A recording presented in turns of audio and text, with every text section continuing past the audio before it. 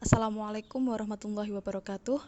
Kembali lagi di mata pelajaran bahasa Inggris. Pada pertemuan kali ini kita akan membahas tentang adverb. Apa itu adverb? Jika secara bahasa dialihbahasakan, adverb adalah kata keterangan atau tambahan. Nah, secara definisinya, adverb adalah kata yang digunakan untuk menerangkan bagian dari tata bahasa yang lain kecuali kata benda dan kata ganti. Jadi kemarin sudah saya berikan penjelasan bahwa tata bahasa dalam bahasa Inggris itu ada 8 bagian. Nah, adverb ini mempunyai fungsi untuk menerangkan kata-kata yang lain kecuali tadi kata benda dan kata ganti. Nah, pada materi adverb kali ini ada 4 poin yang akan kita pelajari. Yang pertama adalah fungsi adverb, yang kedua bentuk-bentuk adverb, yang ketiga macam-macam adverb, dan keempat pemakaian adverb. Baiklah, yang pertama kita ke fungsi adverb. Tadi sudah dijelaskan sedikit bahwa adverb memiliki fungsi untuk menerangkan bagian dari tata bahasa yang lain. Nah, secara detailnya, adverb itu memiliki fungsi apa saja? Ada 5 fungsi adverb. Yang pertama, untuk menerangkan kata kerja. Nah, maksudnya seperti apa? Misal kita pakai kalimat they work hard, artinya mereka bekerja keras. Nah, di sini ada kata kerja yaitu work.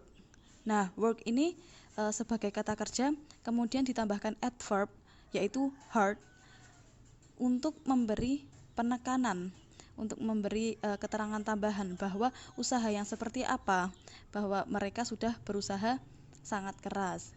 Jadi di situ fungsi adverb menerangkan kata kerja. Yang kedua, menerangkan kata sifat. Contoh kalimat, she is very nice. Jadi ada kata sifat yaitu nice. Nah, kemudian ditambahkan adverb untuk memberi penekanan, untuk memberi keterangan tambahan kepada sifatnya itu tadi. Ditambahkan kata very, jadi very nice. Jadi bahwa nice itu sangat baik. Nah, itu penjelasan tentang menerangkan kata sifat. Yang kemudian selanjutnya ada menerangkan adverb yang lain.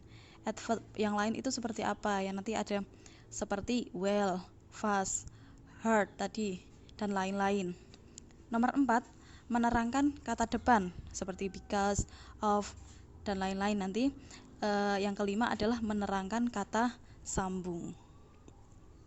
Nah, sebenarnya adverb ini juga bisa digunakan untuk menerangkan sebuah kalimat yang berupa assertive sentence. Maksudnya kalimat yang berupa menegaskan atau menyangkal sesuatu. Jadi ketika menerangkan assertive sentence, biasanya adverb ini diletakkan di depan kalimat. Contoh dalam kalimat, your success depends on yourself. Jadi artinya kesuksesanmu itu tergantung pada dirimu sendiri. Jadi itu merupakan kalimat penegasan kan. Jadi kita bisa ditambahkan adverb di depan kalimat, letaknya selalu di depan kalimat untuk memberi penegasan lagi menjadi really your success depends on yourself. Jadi kita tambahkan really untuk memberi penekanan tambahan bahwa itu benar-benar sebuah penegasan. Kita lanjut ke poin yang kedua yaitu bentuk-bentuk adverb. Jadi adverb ini memiliki 2 bentuk. Yang pertama, ada beberapa adverb yang memiliki bentuk yang sama seperti adjektif. Jadi biasanya kan kita tahu bahwa adverb itu yang berakhiran dengan li. Tapi nggak selalu kayak contohnya freely atau politely atau happily. Itu biasanya kan kita untuk menandai adverb itu biasanya yang berakhiran li, tapi nggak semuanya seperti itu. Nah, ada beberapa adverb yang tidak perlu tambahan li. Jadi katanya sama seperti adjektif tapi dia berupa adverb. Nah, kata-katanya ada ini seperti early, long, loud, hard, late, only, fast, enough, far, near, much, high, low, kemudian well. Nah, itu terkadang bisa berfungsi sebagai adjektif, terkadang bisa juga sebagai adverb. Kemudian bentuk yang kedua yaitu yang tadi dengan menambahkan li. Kebanyakan adverb ini memang dibentuk dari kata sifat atau adjektif yang ditambahkan dengan li. Nah, contohnya kata happy, itu kan kata sifat, artinya bahagia. Kemudian untuk merubah ke adverb, kita menambahkan li di akhir katanya, menjadi happily. Kemudian ada quick, itu artinya cepat, kita tambahkan li menjadi quickly. Artinya berubah. Kalau tadi happy, bahagia, kalau ditambahkan li, happily, menjadi dengan bahagia. Jadi quick, cepat, quickly, dengan cepat. Patient, sabar, menjadi patiently, menjadi dengan sabar. Nah, tapi ada catatan tambahan untuk beberapa adverb. Jadi ada 5 kata adverb yang ketika ditambahkan li justru merubah makna.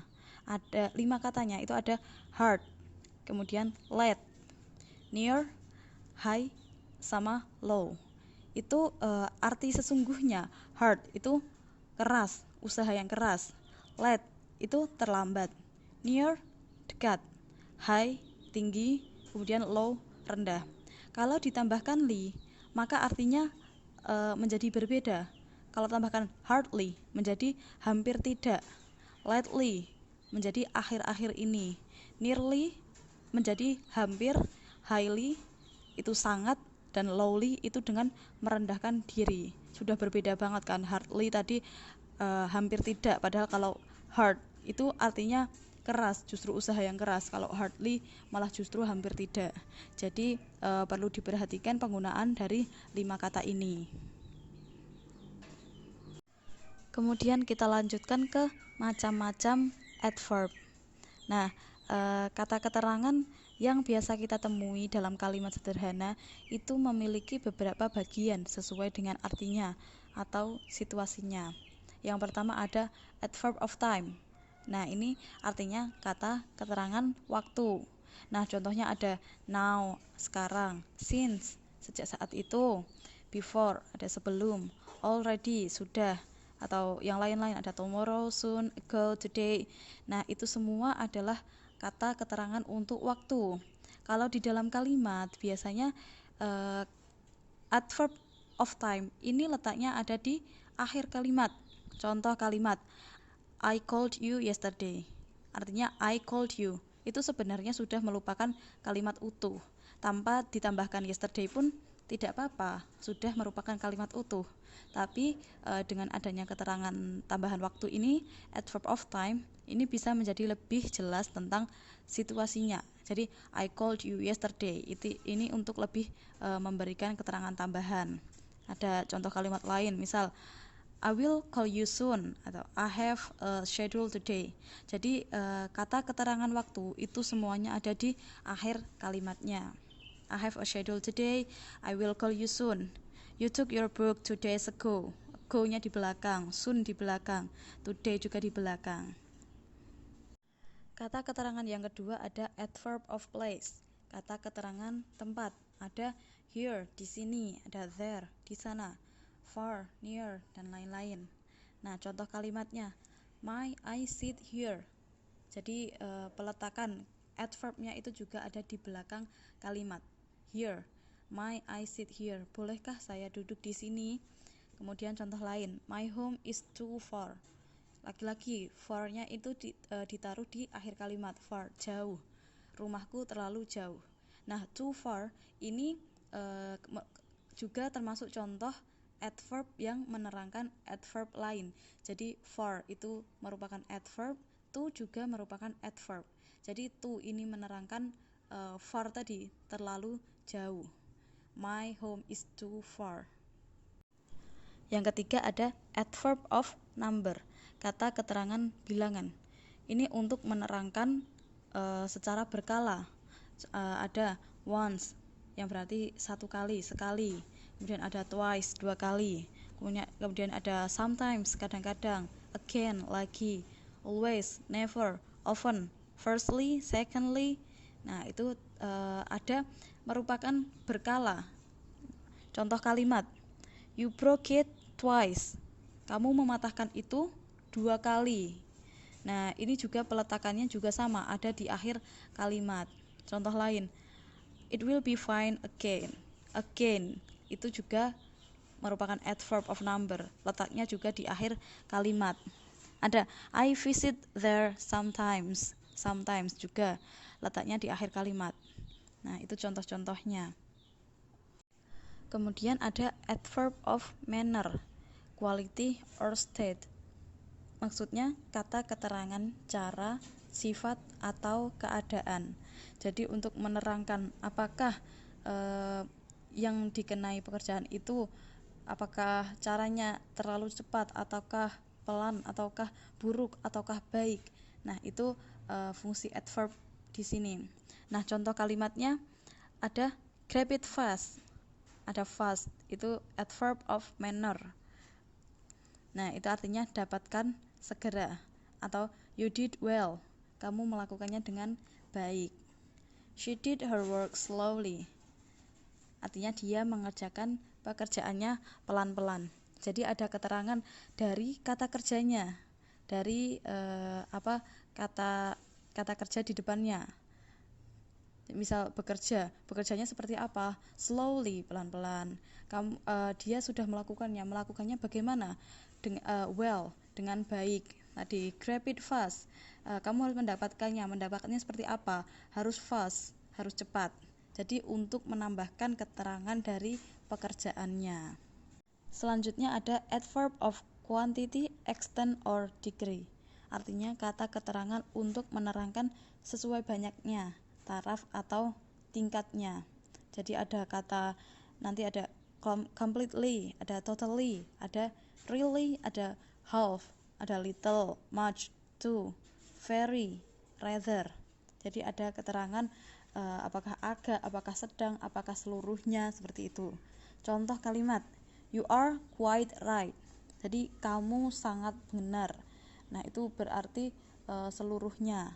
Kemudian ada I'm totally fine. Saya seluruhnya, sepenuhnya baik-baik saja. Jadi ada keterangan di situ, apakah menyeluruh, apakah hanya separuh, apakah hanya sedikit bagian saja. Yang terakhir ada adverb of affirming or denying. Jadi kata keterangan untuk menegaskan atau menyangkal. Jadi ada kata yes, no, not, by all means, not at all. Jadi ada beberapa kata yang lain lagi. Nah, ini untuk memberi penegasan pada suatu pernyataan atau suatu kalimat, apakah iya atau tidak. Nah, ada contoh kalimat I'm not, saya atau saya bukan seperti itu gitu. Yang terakhir kita ke pemakaian adverb. Jadi adverb ini pemakaiannya ada 2 cara. Yang pertama sebagai attributive use, yang kedua predicative use. Jadi ada pemakaian atributif, ada pemakaian predikatif. Perbedaannya apa? Yang pertama, attributive use, pemakaian atributif. Adverb dipakai secara atributif bila mana adverb menerangkan suatu kata. Adverb diletakkan sedekat mungkin dengan kata yang diterangkan di depannya atau di belakangnya. Jadi untuk pemakaian yang pertama, pemakaian atributif, itu maksudnya dalam kalimat adverb itu digunakan untuk menerangkan suatu kata. Jadi dia bukan pelengkap tapi menjelaskan kata. Misal tadi bekerja keras, melakukannya dengan baik. Nah, itu kan kata adverbnya itu menerangkan kata di depannya. Bekerja dengan seperti apa? Dengan bekerja dengan keras. Melakukannya seperti apa? Melakukannya dengan baik. Misal pakai contoh kalimat ini. He shouted loudly. Dia berteriak keras. Nah, loudly ini sebagai adverb. Nah, adverbnya di sini dia menerangkan kata kerja di belakangnya, yaitu shouted. Shouted, berteriak seperti apa? Berteriak dengan keras. Nah, itu maksudnya dia menerangkan kata kerja di depannya. Kemudian ada you are quite right. Kamu sungguh benar. Benarnya seperti apa? Benar yang sangat benar gitu. Kemudian ada tadi you did well. Itu contoh-contoh pemakaian secara atributif. Nah, kemudian kadang kan adverb di sini dia kadang menerangkan pekerjaan, kadang dia menerangkan kata sifat. Contohnya tadi shouted. Shouted itu kan kata kerja. Kemudian write. Write itu kan kata sifat. Jadi perbedaannya bagaimana, peletakannya seperti apa. Nah, ini catatan ya. Yang pertama, kalau adverb menerangkan kata kerja, maka letaknya biasanya itu setelah kata yang diterangkan. Jadi kata kerjanya dulu, baru adverbnya. Shouted loudly, did well. Jadi kata kerja dulu, baru kata keterangannya. Ada verb, kemudian adverb. Nah, yang kedua, kalau adverb menerangkan kata sifat, maka letaknya adalah sebelum kata yang diterangkan. Contoh, quite right. Nah, yang menjadi kata sifat itu right. Nah, kemudian adverbnya itu quite. Nah, itu letaknya kan dibalik. Quite dulu baru right. Kata keterangan dulu baru kata sifatnya. Adverb dulu baru adjektif. Kemudian contoh lain ada totally wrong. Wrong itu kata sifat, salah. Totally ini adverb, sepenuhnya salah. Peletakannya juga seperti tadi. Jadi adverb dulu baru kata sifat. Begitu ya perbedaannya. Ya walaupun tidak sepenuhnya, tapi kebanyakan seperti ini. Jadi kalau menerangkan kata kerjanya dulu baru adverb. Kalau menerangkan kata sifat, adverb dulu baru kata sifat. Kemudian pemakaian yang kedua adalah predicative use, pemakaian secara predikatif. Jadi bagaimana maksudnya? Adverb digunakan secara predikatif apabila adverb dijadikan bagian dari predikat dalam suatu kalimat atau menjadi komplement dari predikat yang mendahuluinya. Jadi kadang ada predikat yang belum menjelaskan. Misal I am itu kan artinya sudah ada subjek, sudah ada predikat. Subjeknya I, kemudian predikatnya am. Nah, tapi I am itu I am bagaimana? Jadi belum ada penjelasannya. Misal you are itu sudah ada subjek, sudah ada predikat. Tapi belum jelas bagaimana you are itu bagaimana penjelasannya belum ada. Nah, kadang ada adverb yang berfungsi sebagai pelengkap kalimat itu. Misal dalam kalimat ini she is well. Nah, itu kan she is itu juga sudah ada subjeknya, sudah ada predikatnya. Subjeknya she, predikatnya is. Tapi belum menjadi kalimat yang utuh. Dia bagaimana? Dia adalah bagaimana? Jadi kemudian bisa ditambahkan adverb untuk melengkapi kalimat ini. She is well. Nah, well ini adverb untuk menerangkan predikatnya di sini. Jadi apa dia bagaimana? Dia baik-baik saja. Jadi ada she is well, kemudian ada contoh lain. You are fine. Nah, itu juga termasuk menjelaskan predikatnya. Ada contoh lain, the struggle is over. Jadi perjuangannya sudah selesai. Nah, itu over sebagai adverb di sini menjelaskan predikat di depannya. Baiklah, cukup sekian penjelasan kali ini tentang adverb. Apabila ada pertanyaan atau belum paham seputar materi ini, bisa ditanyakan. Silahkan materi yang sudah saya sampaikan dicatat kemudian dipelajari. Sekian dulu dari saya tutup. Wassalamualaikum warahmatullahi wabarakatuh.